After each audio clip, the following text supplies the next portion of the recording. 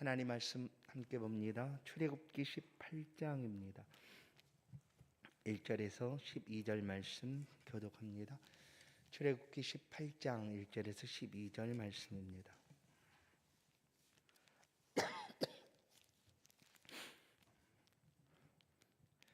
모세의 장인이며 미디안 제사장인 이드로가 하나님이 모세에게와 자기 백성 이스라엘에게 하신 일 곧 여호와께서 이스라엘을 애굽에서 인도하여 내신 모든 일을 들으니라.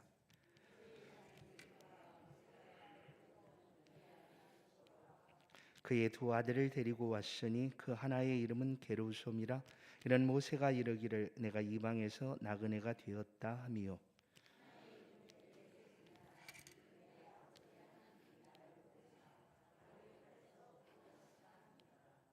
모세의 장인 이드로가 모세의 아들들과 그의 아내와 더불어 광야에 들어와 모세에게 이르니 곧 모세가 하나님의 산에 진친 곳이라.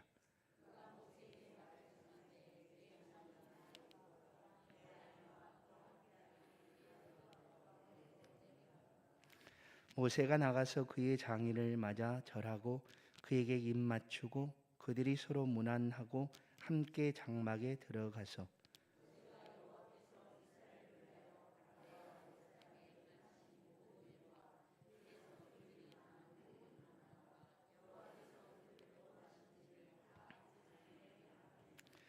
이대로가 여호와께서 이스라엘에게 큰 은혜를 베푸사 애굽 사람의 손에서 구원하심을 기뻐하여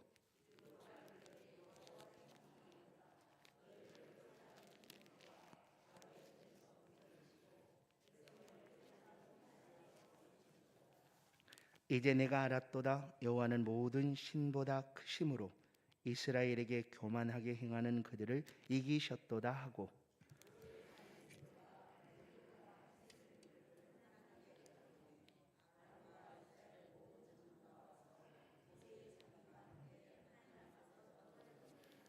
아멘. 우리 함께 인사하십시다. 하나님이 당신을 사랑하십니다.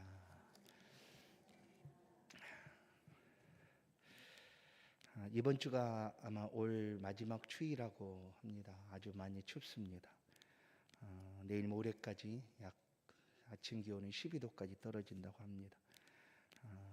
몸 건강하시고 또 길을 걸으실 때도 미끄럽지 않도록 안전하게 걸으시기 바랍니다.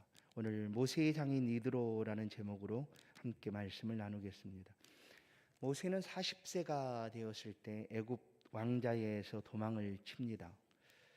그가 무작정 도망친 곳은 광야였던 미디안이었습니다. 미디안 광야로 도망을 하게 됩니다. 그런데 그곳에서 모세는 한 여인을 만나게 됩니다. 그가 바로 십보라라는 여인이었습니다. 이 여인을 만나서 그 집에 이제 거하게 되고 그 여인과 결혼을 하게 됩니다. 그리고 모세는 40년 동안 그 미디안 광야에서 양을 치는 그런 목자가 됩니다. 그러다 40년이 지난 후 그의 나이 80세가 되었을 때쯤 하나님이 그를 부릅니다. 그렇게 해서 애굽에 있는 내 백성을 이끌어내는 지도자로 하나님이 그를 세우셨습니다. 출애굽기 3장 1절을 보면 모세가 그의 장인 미디안 제사장 이드로의 양떼를 치더니 그때를 광야 서쪽으로 인도하여 하나님의 산 호렙에 이르매. 하나님께서 미디안에서 양을 치던 이 모세를 이렇게 부르셨습니다. 하나님의 산 호렙에서 부르셨고 그로 하여금 내 백성을 이끌어내라라고 하나님께서 말씀을 하십니다. 그렇게 하나님께서 이끌어서 지도자를 세운 모세를 통하여 이스라엘 백성들이 출애굽을 하였고 그 출애굽하는 과정 속에서 그의 아내와 그의 아들 게르솜의 엘르아살은 할아버지, 외할아버지가 있는 미디안에 머물게 됩니다. 오늘 창세기 출애굽기 18장 6절을 보면 모세의 장인이며 미디안 제사장 이드로가 하나님 모세에게 와 자기 백성 이스라엘에게 하신 일 곧 여호와께서 이스라엘을 애굽에서 인도하여 내신 모든 일을 들으니라. 물론 아주 중요하게 여겼겠죠. 사위가 딸과 자식을 두고 떠나간 곳에서 무엇을 할까 하고 많이 소식을 들었을 것입니다. 근데 그 소식 속에서 이드로가 장인이죠. 이드로가 하나님께서 모세를 통하여 행하셨던 그 놀라운 일들도 그가 듣습니다. 그런데 이드로라는 사람은 어떤 사람이었을까? 오늘 18장에서 이 모세의 장인 이드로에 대해서 우리 가운데 소개를 합니다. 이 사람 역시 아주 중요한 사람 중에 한 사람입니다. 특별히 이방 땅에 살고 있었던 사람이었지만 성경에 그 이름이 기록되고 이 이드로라는 사람을 통하여 하나님이 세우신 그 이스라엘 공동체에 굉장히 큰 유익들을 가져오게 됩니다. 그래서 아마 18장에서 이드로라는 사람에 대해서 우리 가운데 소개하고 있지 않을까. 이 사람은 미디안 땅에 살고 있었고 그 땅의 제사장, 아주 종교적으로 굉장히 유력한 그런 지도자로서 권위를 가지고 있었던 사람으로 알려집니다. 미디안 땅은 오늘날 이제 이스라엘 위쪽으로, 오늘날 현재는 사우디아라비아 그 부근 그런 지역이라고 볼 수가 있습니다. 요르단 남부 그리고 그 지역에 해당하는 그런 광야에 살고 있었던 족속이었습니다. 그러나 이 미디안 사람들의 그 조상을 보면 누구인가 하면 아브라함에게 후처가 있었습니다. 구드로라는 후처가 있었는데 이 후처의 소생들을 통해서 출생한 민족이 바로 이 미디안이다라는 것을 알 수가 있습니다. 그드라의 후손들이었죠. 그러니까 이스라엘과도 물론 아브라함의 후처였지만 이제 어떻게 보면 친족이라고 볼 수가 있죠. 육신의 혈통으로도 물론 그 시대의 모압, 암몬, 에돔 모든 이스라엘 주변에 있던 나라들이 사실은 이스라엘과 관계가 있었던 그런 나라들이기도 했습니다. 그런데 이 미디안 역시 그 이스라엘과 그런 관계를 갖고 있었다. 그런 관계가 있는 민족이었습니다. 그런데 나중에 민수기 25장을 가보면 이제 이스라엘 백성들이 그 바알볼 사건으로 인하여 많은 사람이 죽임을 당합니다. 그러니까 이방인의 축제에 갔다가 거기서 음행함으로 하나님께서 이제 이스라엘 백성들을 벌하십니다. 그때 이 바알볼, 그러니까 이 미디안 사람들이 행하고 있는 그런 종교적인 행위였습니다. 이들이 섬기고 있는 신들은 따로 있었습니다. 유대인 이스라엘처럼 유일신을 섬긴 것이 아니라 그들은 애굽 사람들처럼 다신교, 그냥 많은 신들을 그들이 섬기고 있었다. 특별히 가나안 땅에 살고 있었던 7족속이 섬겼던 그런 많은 신들이 있었던 것처럼 이 미디안 사람들도 그런 신들을 섬기고 있었다라는 거예요. 그러다가 마침내 이스라엘 백성들이 가나안까지 가는 과정 속에서 이 미디안 사람들의 그 행위를 음행하듯 따라하다가 민수기 25장에서 그런 많은 일들이, 많은 사람들이 죽임을 당하게 됩니다. 바알볼 사건이죠. 이방신을 음란하게 섬겼다 했던 그런 일이 벌어지게 됩니다. 그런 사람이 바로 이 미디안 사람 이드로였고, 그는 그 땅에 아주 종교적으로 지도자였고 제사장이었던 사람이 바로 이드로였습니다. 그런데 이드로가 하나님께서 그의 사위죠. 모세가 행한 그 일들을, 하나님께서 행하셨던 그 일들을 그가 들었습니다. 그리고 이제 모세를 찾아옵니다. 출애굽 이후에 광야에 머물고 있던, 곧 하나님의 산에 진을 치고 있었던 그 자리에 이 이드로가 찾아옵니다. 아내랑 그리고 두 아들과 함께 찾아오게 됩니다. 7절을 보시면 오늘 7절, 모세가 나가서 그의 장인을 맞아 절하고 그에게 입맞추고 그들이 서로 문안하고 함께 장막에 들어갔다.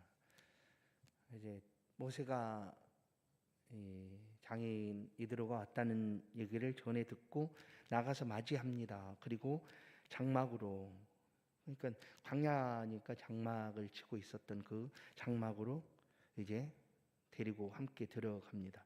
그리고 그 장막 안에서 8절을 보시면 모세가 그동안 이드로가 소문으로 들었던 그 이스라엘 백성들이, 히브리 사람들이 움직이고 있었던 그것들을 듣고 있었죠.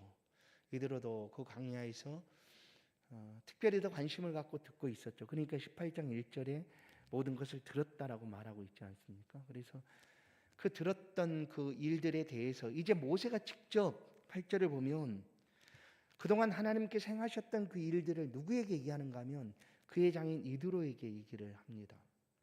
그 이드로는 어떤 사람이었어요? 이방 제사장이었고 이방을 신을 섬기는 종교적인 지도자였던 사람이었습니다. 그럼에도 불구하고 모세는 그의 장인에게 그 장막 안에서 그동안 있었던 그 모든 일들을 자세하게 알게 합니다.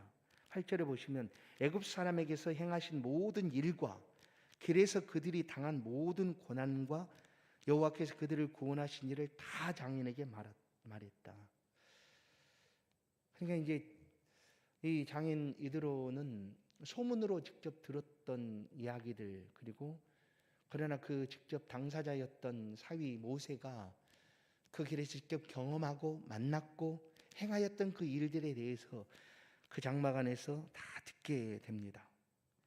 이렇게 들었다라는 것이 굉장히 놀라운 일이었습니다. 이때나 오늘날에나 똑같습니다. 하나님의 복음은 들어야 되는 거예요. 듣지 않으면 우리에게 믿음이 없습니다. 생겨날 수가 없어요. 믿음은 들음에서 나고 그 들음은 그리스도의 말씀으로 말미암았느니라. 하나님의 말씀이 변함없이 우리 가운데 들려지도록 하는 것. 이 세상이 달라지고 시대가 바뀌어가고 새로운 것들이 그냥 사람이 아닌 인공지능을 탑재한 사람이 만든, 손으로 만든 로봇가 사람과 똑같이 생겨서 구별하지 못할 정도의 그런 시대가 올 수도 있어요. 앞으로는. 그럴지라도 그런 시대, 그렇게 발달한 시대라고 할지라도 하나님의 말씀, 곧 그리스도의 말씀을 듣는 것이 믿음의 시작이다라는 거예요. 이때도 마찬가지였어요. 이드로가 이방 제사장이었고 그 땅의 종교적인 지도자였습니다. 그가 이 얘기를 들었을 때 그의 마음이 어떠했을까?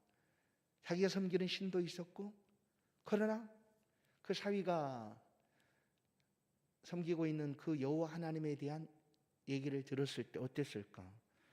그런데 직접 와서 그 들었던 이야기들을 사위의 입을 통하여 아주 자세하게 이드로가 듣게 됩니다. 그리고 그 마음속에 믿음이 시작되게 되었다라는 거예요. 성경은 분명히 말씀하지 않습니까? 믿음은 로마서 10장 17절 믿음은 들음에서 난다라는 거예요. 우리도 마찬가지야. 우리도 그리스도의 말씀을 듣지 않았다면, 복음을 듣지 않았다면 우리가 예수에 대해서 알 수가 없어요. 오늘 이 시대에 복음을 듣지 않는 사람이 있을까라고 우리가 상상하겠지만 그래도 있습니다. 다 들려지겠지, 다 알겠지. 아니에요. 직접 이 복음을 내 인격과 만나야 되는 그런 순간들이 필요한데 그러지 못한 사람들이 있다라는 거예요. 아직도 너무너무 쉬운 예수 복음, 예수 믿으면 구원을 받습니다 하는 그 놀라운 구원의 복음을 듣지 못하고 있는 사람이 있다라는 거예요. 지금은 뭐 그런 시대가 아니라고 여겨질지 모르겠으나 여전히 그런 사람들이 있다라는 겁니다. 우리 주위에도 어떤 사람은 아직도 복음을 듣지 못하고 있는 사람이 있다. 이방인이었던 이드로였지만 사위 모세를 통하여 하나님의 행하신 일들을 그가 듣게 됩니다. 그리고 믿음이 시작되었다. 이 믿음은 성경 다 봐도 이제 이 믿음에 대해서 로마서에서 비로소 얘기합니다. 구원은 차별이 없다라고 얘기해요. 구원은 차별이 없습니다. 어떤 차별? 이방인이든지 유대인이든지 아무런 차별이 없어요. 누구든지예요. 누구든지. 이방인이기 때문에 하나님을 믿을 수 없다? 구원을 받을 수 없다라고 그렇게 말하지 않는다라는 거예요. 하나님의 은혜는 모든 사람에게 동일하게, 믿는 자에게, 믿고 의지하고 따르는 자에게 하나님의 구원의 은혜가 임하게 된다. 이것이 바로 복음이 가진 능력입니다. 누구든지 예수 믿으면 구원을 받으리라 하는 것이 바로 말씀의 능력, 복음의 능력이다. 그래서 이방인이든지 유대인이든지 절대 차별하지 않는 것이 복음이다라는 거예요. 그래서 이방인 제사장이었던 이드로가 이 복음을 이제 듣게 됩니다. 하나님의 말씀, 하나님의 행하신 일들을 듣게 되었다. 그런데 보십시오. 그가 이 사위가 한 얘기를 8절에서 듣고 그가 보여주는 반응들이 9절, 10절, 11절에 이렇게 나타납니다. 9절을 보시면 첫 번째 반응이 이드로가 여호와께서 이스라엘에게 큰 은혜를 베푸사 애굽 사람의 손에서 구원하심을 기뻐하였다. 기뻐하였다예요. 여러분, 우리가 하나님 복음의 소식을 듣게 될 때, 주 예수 그리스도의 복음을 들을 때, 말씀을 들을 때 우리 마음에 기쁨이 생겨날 수밖에 없어요. 우리 안에 기쁨이 솟아날 수밖에 없습니다. 샘솟듯 그 기쁨이 우리 안에서 생겨나는 거예요. 기쁨이에요. 우리가 복음을 들을 때 우리 안에 기쁨이 있어야 돼요. 이들은 그렇게 반응합니다. 이제 그도 함께, 왜냐하면 엄밀히 따져보면 뭐 연결된 것이 없지 않습니까? 물론 뭐 사위의 신이니까 하나님이니까 연결됐다고 하겠지만, 그런 이방의 제사장이었지만, 그런데도 놀랍게 이 하나님의 행하신 일들을 그가 듣자 그 마음에 기쁨이 있었다. 그 다음에 그 기쁨이 샘솟듯 일어나니 자연스럽게 나타나는 반응은 뭐냐면, 우리도 마찬가지예요. 하나님 안에 복음을 우리가 듣고 매일매일 우리의 발걸음이 구름을 걷는 듯 그런 삶을 예수 믿고 경험하지 않았습니까? 우리가 예수 믿으면 이렇게 행복하다니, 이렇게 기쁘고 놀랍다니 할 때 그렇게 자연스럽게 나타나는 그 다음 반응이 뭐냐면 찬양입니다. 찬양. 하나님 찬양하고 예수님의 이름을 찬양하고 높이고, 그거죠. 그 행하신 일들에 대한 기쁨을 우리가 간직하고, 그 다음에 자연스럽게 우리 안에서 나타나는 반응은 찬양입니다. 10절을 보십시오. 이드로가 이르되 여호와를 찬송하리로다 라고 하는 거예요. 하나님을 찬송하라라는 거죠. 이런 여호와를 찬송하라 하는 것들은 우리의 시편에서 많이 보지 않습니까? 근데 그 이야기는 누구를 통해서 나타나는 이야기입니까? 예수 믿는 신앙의 삶을 살아가고 있던 믿음의 선진들을 통하여 들려지는 이야기요. 여호와를 찬송하라, 여호와를 송축하라, 우리 함께 하신 하나님을 높이라 하는 것들이죠. 그렇죠? 근데 이드로가 지금 이제 하나님의 행하신 일을 듣고 그 마음에 기쁨이 생겨나고, 그리고 하나님을 찬송하라라고 이렇게 고백하고 있다라는 것입니다. 하나님의 행하신 일에 대해서 그는 하나님을 찬송합니다. 그 다음에 고백을 하는 거예요. 이제 그의 고백을 11절에서 볼 수 있습니다. 11절을 같이 한번 보십시다. 11절 같이 한번 읽겠습니다. 시작. 이제 내가 알았도다. 여호와는 모든 신보다 크심으로 이스라엘에게 고만하게 행하는 그들을 이기셨도다 하고, 여러분 오늘날 예수를 믿고 고백하는 모든 사람들의 고백이 여기에 함께 담겨져 있습니다. 이제 내가 알았도다 하는 거예요. 그렇지 않으면 이 믿음 안에 우리가 있을 수 없어요. 그는 이방신을 섬기고 있는 제사장 아닙니까? 자기가 섬기는 신이 있습니다. 그리고 그 나라의 지도자이기도 합니다. 그럼에도 불구하고 그가 하나님 행하신 일을 듣게 되고, 그 일을 들을 때 마음이 기뻐하고 찬양하고, 마침내 그가 고백하는 거예요. 이제 내가 알았도다 하는 거예요. 이제 내가 알았도다. 여러분, 우리가 하나님을 섬겨오게 된 그런 과정들도 보면 딱 이런 모습들을 볼 수가 있습니다. 이제 내가 알았다. 그래서 어떤 분들은 고백합니다.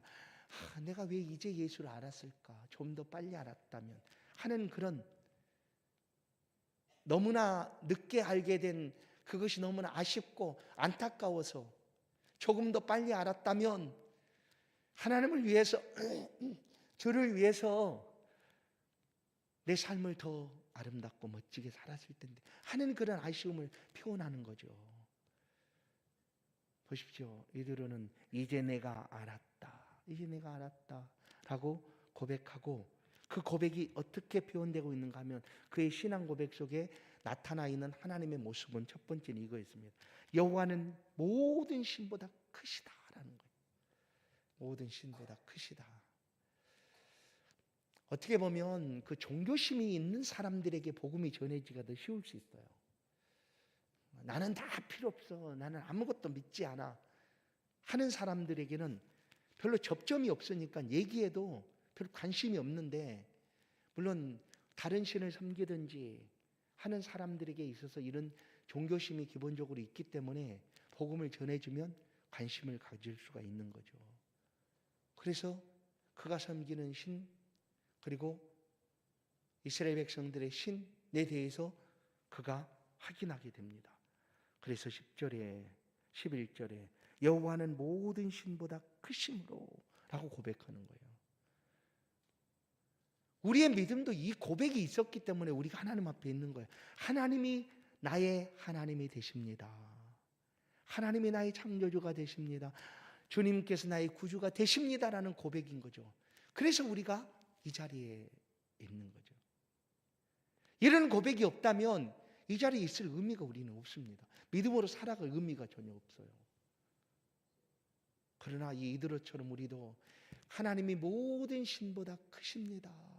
오직 하나님만이 하나님이 되십니다 하는 고백을 우리가 할 수 있기 때문에 하나님 앞에 있는 것이다. 이 제사장 이드로가, 미디안 제사장 이드로가 이런 고백을 합니다. 하나님의 위대하심, 높으심, 놀라우심을 고백하는 거예요. 우리가 인생을 통하여, 우리의 삶을 통하여 나타나게 되는 하나님의 영광은 바로 이런 것들 아닐까요? 그냥 내가 살아가면서 하나님은 높으십니다, 하나님 위대하십니다, 하나님 놀랍습니다 하고 우리가 삶을 통하여 고백하는 거죠. 그것이 바로 신앙의 고백이죠. 이드로가 그 고백을 합니다. 그 다음에 이제 잘 보세요. 믿음이라는 것이 우리가 이해되고 들었을 때 아 맞아, 그거 정말 맞아, 그 하나님이 크셔. 그러나 그것으로 끝나면 안 되는 거예요. 왜냐하면 믿음에는 그 믿음대로 살아가는 삶이 필요한데 그걸 행함이라고 볼 수가 있죠. 행함. 믿음으로 살아가는 삶인 거죠. 그게 꼭 있어야 된다라는 거예요. 많은 사람들이 아 하나님이 하나님인 건 나 믿어, 나 믿는단 말이야. 그런데 믿는다고 말하면서 그의 삶에 아무런 행함이 없어요. 이것을 요한복음에서는 열매라고 표현합니다.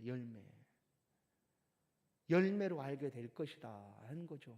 열매. 믿는다고 하면 반드시 믿는 자의 열매가 있다라는 거예요. 근데 그 열매가 어떻게 나타나는가? 믿는 사람들의 삶에 가장 첫 번째가 뭐냐면 하나님을 예배하는 겁니다. 여러분, 예배하는 거예요. 하나님을 예배하는 삶이에요. 하나님을 예배하는 삶으로 나타난다라는 거예요. 하나님을 예배하기 위해서 그의 삶을 하나님께 맡기고 그 예배의 삶으로 집중하고 하나님을 위하여 살아가는 거예요. 그게 바로 예배입니다. 예배. 구약 속에서는 그 예배가 어떻게 표현되는가? 제사잖아요. 제사. 하나님 앞에 드리는 제사.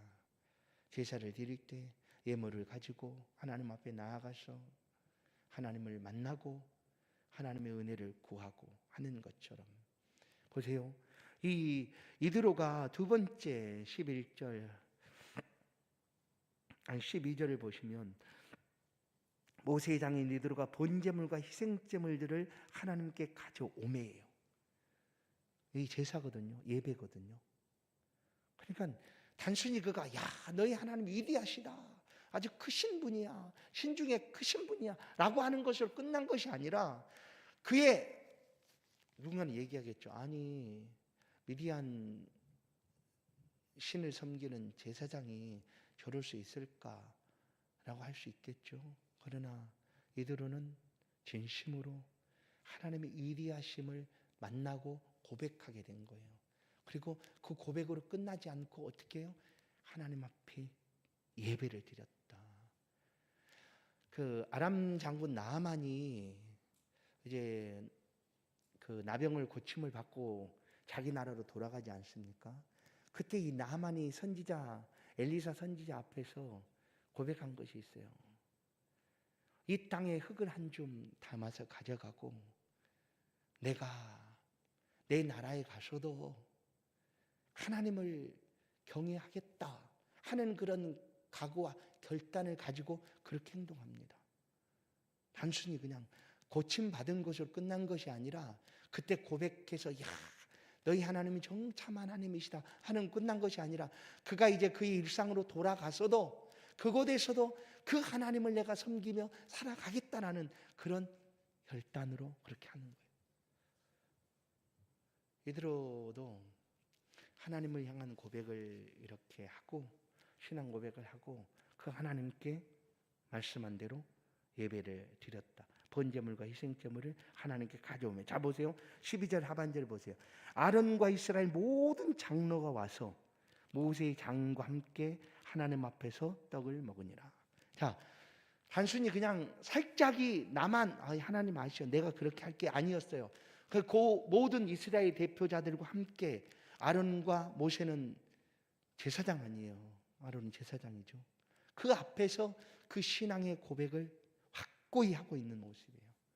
그렇게 해서 사실 이 이드로는 이제 이스라엘 공동체 이론이 됩니다. 성경 속에서 보면 이 고백을 하나님이 받으신 거죠. 이렇게 고백을 한 후에 그 다음에 이 이드로라는 사람을 통하여 얼마나 놀라운 일이 그 이스라엘 공동체에 벌어졌는가를 우리는 알 수가 있어요. 어떤 일이 벌어졌는가 하면 출애굽기 18장 21절을 보시면 너는 또 온 백성 가운데서 능력 있는 사람들 곧 하나님을 두려워하며 진실하며 불의를 미워하는 자들을 살펴서 백성 위에 세워 1000부장과 100부장과 50부장과 10부장을 삼아. 여러분 그때까지 모세는 혼자 지도 이스라엘 그 200만이나 된다고 하는 그 많은 사람들의 일들을 혼자 해야 되는 그런 처지에 놓여 있어요. 이것을 이드로가 와서 보니까 참 그 사위 모세가 답답해 보는 거예요. 그래서 이 이드로가 이 제도를 얘기합니다. 왜 그렇게 하느냐? 왜? 이스라엘 백성들이 그렇게 나눠서 1000부장, 100부장, 50부장, 10부장을 나누고 제도를 만들라는 거예요. 그래서 정말 일상적으로 그냥 할 수 있는 일, 예를 들어서 어디 스위치가 꺼졌어요 하는 것들은 50부장한테 하고 아주 중요한 일, 정말로 꼭 필요한 일이 있을 때는 만날 수 있도록 그렇게 해라 하는 거죠. 그런데 이런 제도, 이스라엘 그 공동체 속에 이 제도가 얼마나 훌륭한 제도였는가. 사실 오늘날도 이 제도를 따라서 우리 사회 속에서 사용하고 있는 거거든요. 오늘날도 모든 조직들이라든지 이런 것들이 이때에 있었던 그 조직처럼 그렇게 사용되고 있는 거잖아요. 그게 누구였는가 하면 모세장이 이드로가 그의 사위 모세에게 조언한 일입니다. 그렇게 해서 이스라엘 공동체가 건강한 공동체가 된 거예요. 모세 혼자 이것을 다 담당하지 못해서 막 다툼이 나고 왜 내 일은 빨리 해결해 주지 않느냐 하는 그런 일들이 있었는데 이 일이 있고 나서는 이스라엘 공동체가 훨씬 더 건강한 공동체가 될 수 있었다라는 것입니다. 모세는 이드로라고 하는 하나님이 예비하신 사람이죠. 이런 사람을 잘 만났습니다. 그러나 그냥 만나게 된 게 아니에요. 40년 전에 미디안으로 도망쳤을 때 모세는 한 우물가에서 한 여인이 그 목자들에게 괴롭힘을 당하고 있는 것을 보고 지나치지 않고 그 여인을 돕습니다. 그게 바로 십보라였죠. 양을 물먹이러 왔던 그 십보라 여인을 여러 남자 목자들이 괴롭히고 있을 그때에 모세가 지나치지 않고 그를 도움으로 결국 이런 만남을 갖게 된 것입니다. 하나님이 예비하신 사람을 만난다라는 것은 굉장히 축복입니다. 성도 여러분, 우리의 삶의 자리에도 지금도 우리를 위하여 하나님께서 행하신 일들은 참 놀랍습니다. 왜냐하면 우리가 다 알 수 없는 그런 방법들로, 때로 하나는 비상한 방법들로 우리의 삶을 이끌어 가시고 우리의 삶의 일들을 해결하시기도 하십니다. 그 중에 하나님 예비하신 사람들이 분명히 있다라는 거예요. 그래서 그런 만남을 우리가 잘 가질 수 있다면 얼마나 복된 일일까. 사랑하는 성도 여러분, 오늘 우리 성도들의 삶에도 모세나 이드로 같은 도움의 손길을 펴는 사람들이 분명히 있습니다. 그 사람들을 통하여 우리의 믿음의 삶도 훨씬 더 달라지고 변화될 수 있습니다. 그래서 우리는 기도해야죠. 하나님, 예비하시고 곁에 두신 사람들을 만날 수 있도록 오늘도 우리 삶의 일상 속에 그와 같은 사람들을 만날 수 있도록 하나님의 도우심을 경험할 수 있도록 우리를 도우소서 하고 하나님 앞에 기도해야 합니다. 그리고 우리 자신 스스로도, 보세요, 모세도 이드로 같은 사람을 만났지만 사실 그 만남의 계기가 그가 누군가의 그런 사람이 되고 있었다라는 사실을 알 수가 있습니다.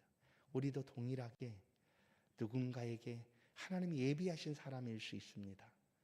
다른 사람들의 어려움들을 지나치는 것이 아니라 위에서 들어주고 기도하고 협력하고 북돋아주고 위로하고 하는 삶을 우리가 스스로 살아가게 되면 우리 곁에도 하나님의 예비하신 사람들을 만나게 하시고 그 사람들을 통하여 우리의 삶도 형통하도록 하나님 주장하여 주실 줄로 믿습니다. 우리 성도들이 나가는 모든 앞길에 하나님이 예비하신 사람들을 보내주시고 만날 수 있는 그런 은혜가 있기를 간절히 축원합니다. 하나님 감사합니다.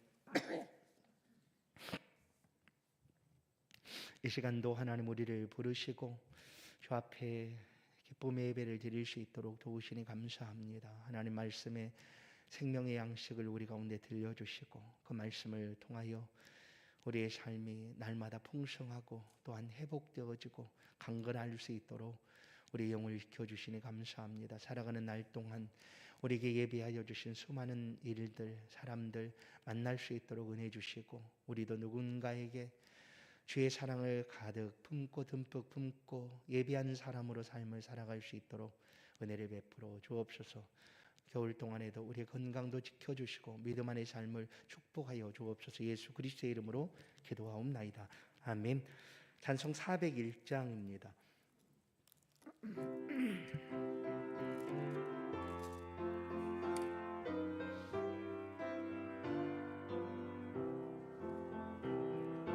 주의 곁에